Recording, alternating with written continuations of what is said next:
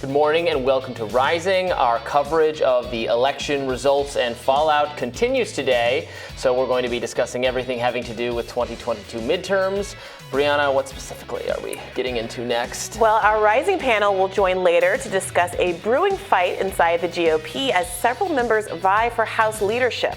Plus, we'll discuss some new Russia-Ukraine updates with the Quincy Institute's Dr. Trita Parsi. But first, President Biden appeared triumphant while speaking to reporters yesterday after Democrats managed to stave off the predicted red wave on Election Day.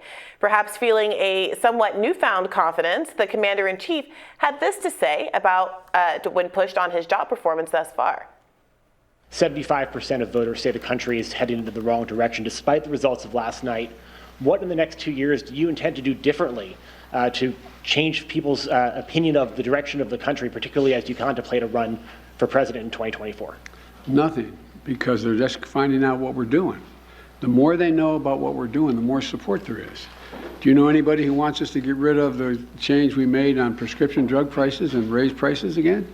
Do you know anybody who wants us to walk away from building those roads and bridges and the internet and so on? Later, Biden made his strongest public commitment yet to running for re-election in 2024. When I announce, my intention is that I run again, but I'm a great respecter of fate, and this is ultimately a family decision. I think everybody wants me to run, but we're going to have discussions about it. My guess is it'll be early next year we make that judgment. 2/3 of Americans in exit polls say that they don't think you should run for re-election. What is your message to them, and how does that factor into your final decision about whether or not to run for re-election? It doesn't. What's your message to them? To those 2/3 of Americans? Watch me. I said it all along, and I will say it again. Joe Biden will be the Democratic Party's candidate for president in the next election cycle. I mean, is there something to this Biden approach? He's asked what he would do differently, what the Democrats are going to do differently going forward. He says nothing. he's asked, do you care, about the polls that say that people don't want you to run again? He says no. And then he oversees what is a historic kind of success in terms of midterms for a sitting president. The opposite party. Normally you lose on an average of 27 seats. Democrats are only down 8 right now. Is he right?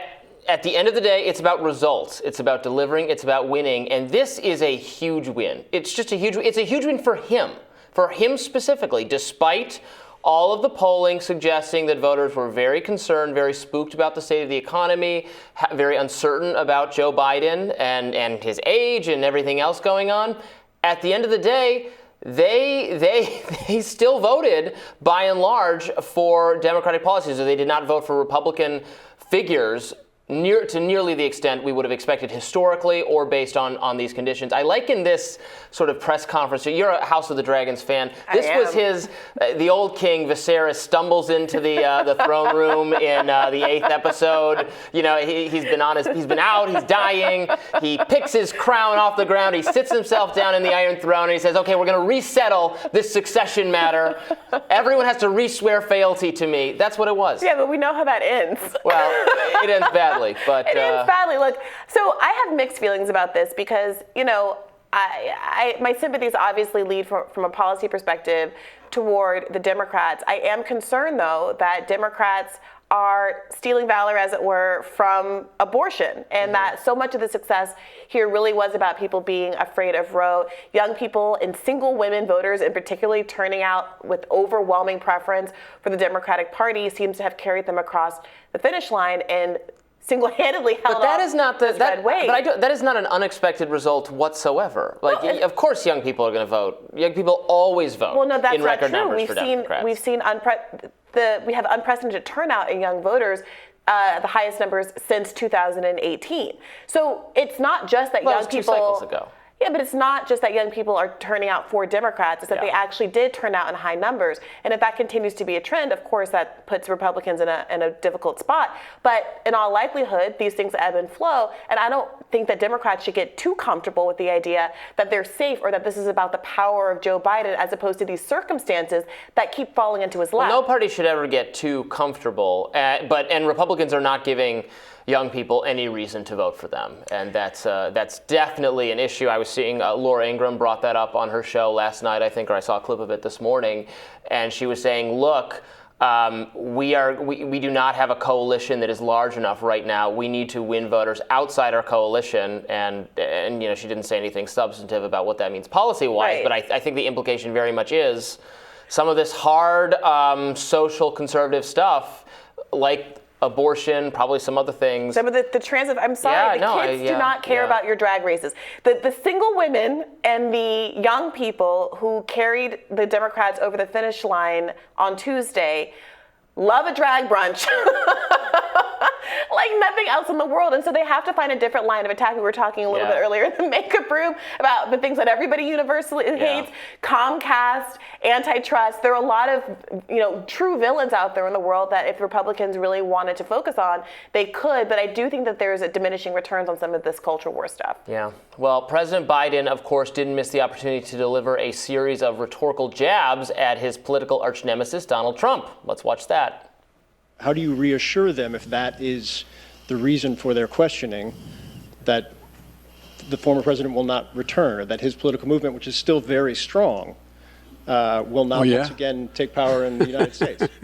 Well, who do you think would be the tougher competitor, Ron DeSantis or former President Trump, and how is that factoring into your decision? it'll be fun watching them take on each other. All right.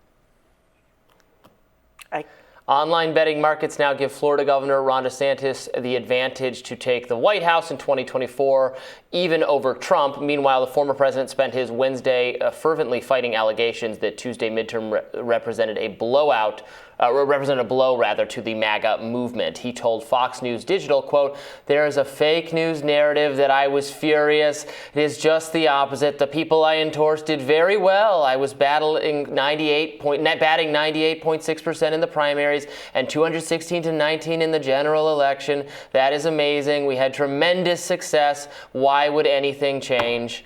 So there you go. There's your brain on Trump. So look, I can't disagree with Biden on that one. I also have a selfish desire to see them go up against each other.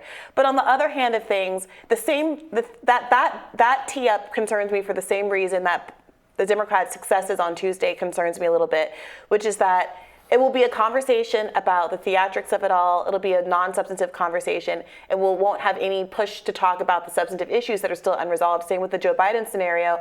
Winning is good, broadly speaking, for the possibility of Democrats actually enacting beneficial policies.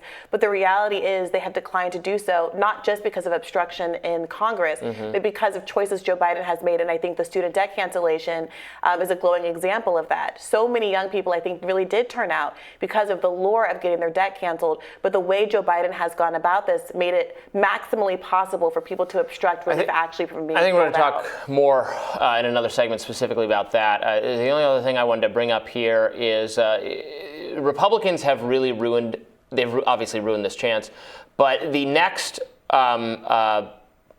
elections will also have a lot of Senate seats at risk for Democrats, where Republicans, again, just because of the nature of the map, will have the opportunity for pickups. If they had cleaned up the way the most favorable projection was, if they'd cleaned up this time, they could have gotten to 60 next time. And they could have had President DeSantis, House of Representatives that's Republican, with Republican Speaker, 60 in the Senate, and a Republican majority Supreme Court. That would have been the most leeway that any political party would have had to enact whatever their vision is since FDR. More so, honestly, the most in over 100 years.